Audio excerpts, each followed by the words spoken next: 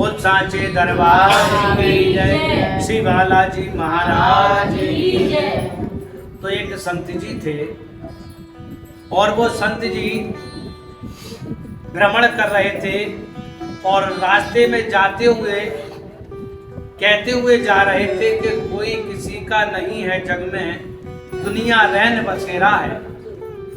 तो जब ये शब्द को वो संत जी कहते हुए जा रहे थे, रास्ते में एक लड़का मिला जो एक जमींदार का लड़का था। और वो जमींदार का लड़का बोला महाराज जी से कि महाराज जी आप कह रहे हैं कि कोई किसी का नहीं है जग में, दुनिया रैन बसेरा है। महाराज जी मेरा तो सब कुछ है, बहुत बड़ा परिवार है, माता है, पिता हैं, मेरे पिताजी जमींदार हैं, पूरा गांव उनके इशारे पर चलता है, मेरी एक आवाज पे तमाम लोग इकट्ठे हो जाते हैं, सभी मेरा साथ देने के लिए खड़े हो जाते हैं। और आप कहते हैं कि कोई किसी का नहीं है जग में, दुनिया रैन बसेरा है। उन्होंने कहा हाँ बेटा मैं सत्य कह रहा हूँ, वास्तव में कोई किसी का नहीं है। तो वो लड़का बोला मैं कैसे मान लूं कि कोई किसी का नहीं है। बोले महाराज जी ने कहा, संत जी कहने लगे उस लड़के से कि जा आज तुझे ये अनुभव हो जाएगा कि कौन किसका है। तो संत जी प्रभु के भक्त थे, उन्होंने अपनी भक्ति के माध्यम से, भक्ति के प्रभाव से उस लड़के पर ऐसा मंत्र फेंका कि जब वो घर गया और अचानक उसके सर में दर्द हुआ और दर्द इतना तेज हुआ कि वो मरणावस्था में पहुंच गया, मतलब सबकी नजर में वो मर गया। मगर उसे सारी चीजें सुनाई दे रही थी और आभास भी था, क्योंकि जो संत जी थे उन्होंने कुछ ऐसी विद्या उस पर डाली, ऐसे मंत्र का प्रभाव डाला कि उससे उसकी स्थिति तो ऐसी हो गई कि वो मर गया, मगर उसे आभास सब होने लगा, होता रहा।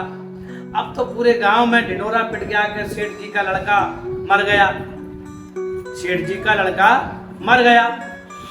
तमाम लोग इकट्ठे हो गए, सेठ जी बड़ा रो रहे, बिलख रहे, पछाड़े खाए। और उस लड़के की माँ भी बड़ा परेशान थी और रो रही थी, पछाड़े खा रही थी। पूरा परिवार, पूरा गांव रो रहा था। इतने ही में वही संत जी आए और उन्होंने उस भीड़ को देखा तो किसी से पूछा भाई ये क्या है और यहाँ पर सभी लोग क्यों एकत्र हैं, क्या बात हो गई। तो लोग बोले महाराज जी हमारे गांव के जो जमींदार हैं और जमींदार के एक ही बेटा था, वो बेटा मर गया, इसलिए सारे लोग इकट्ठे हैं, बेचारे बड़ा परेशान है सेठ जी। और उस लड़के की माँ, लड़का भी शादीशुदा था, उसके भी बाल बच्चे थे। तो महाराज जी बोले कि भाई मुझे भी देख लेने दो उसे। तो जब संत जी उस लड़के को देखने आए तो उन्होंने कहा कि देखो भाई सब लोग चुप हो जाओ, ये लड़का जीवित हो जाएगा। सेठ जी बड़ा प्रसन्न, हाथ जोड़कर खड़े हो गए, महाराज जी इससे बढ़िया कौन सी बात है, अगर हमारा बेटा स्वस्थ हो जाए, जीवित हो जाए। तो संत जी बोले बेटा तो जीवित हो जाएगा, मगर मुझे एक उपाय करना है। बोले क्या उपाय?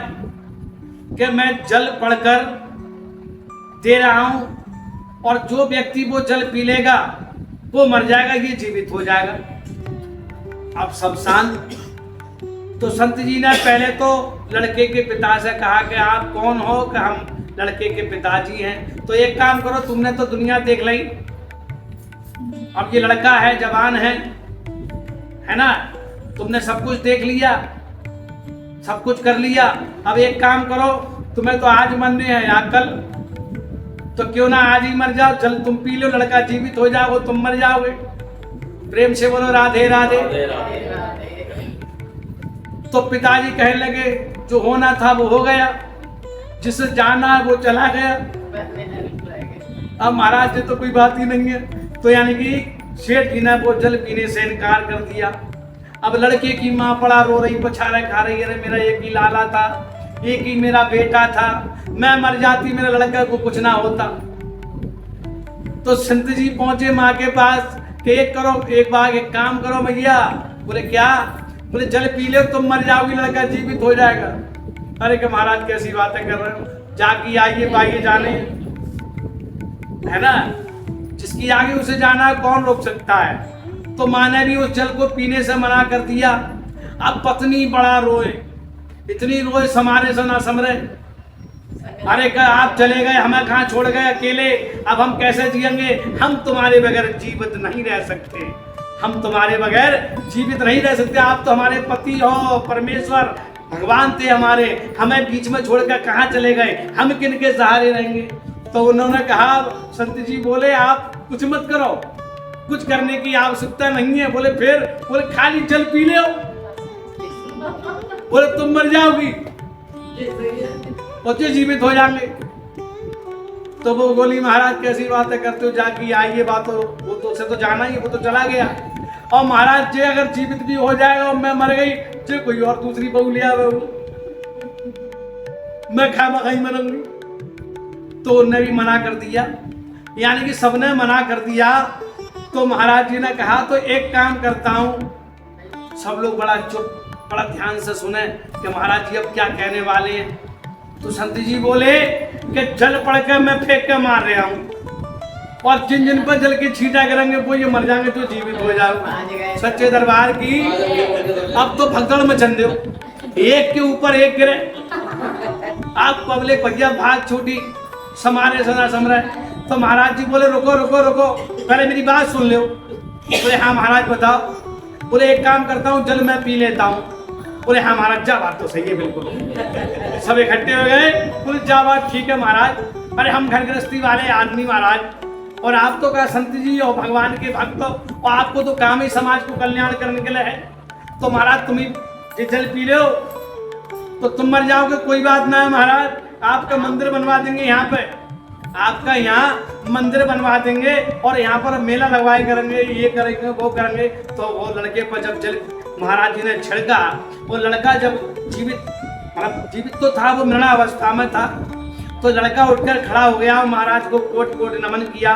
बोले वास्तव में महाराज कोई किसी का नहीं है जग में, दुनिया रैन बसेरा है। यहाँ फिल्म चल रही है, सभी लोग अपनी अपना रोल अदा कर रहे हैं कि बनी के लाख यार होते हैं, बनी के लाख यार होते हैं, और बन के बिगड़ जाए तो दुश्मन हजार होते हैं, कोई किसी का नहीं है। यहाँ सब अपने अपने चक्कर में हैं।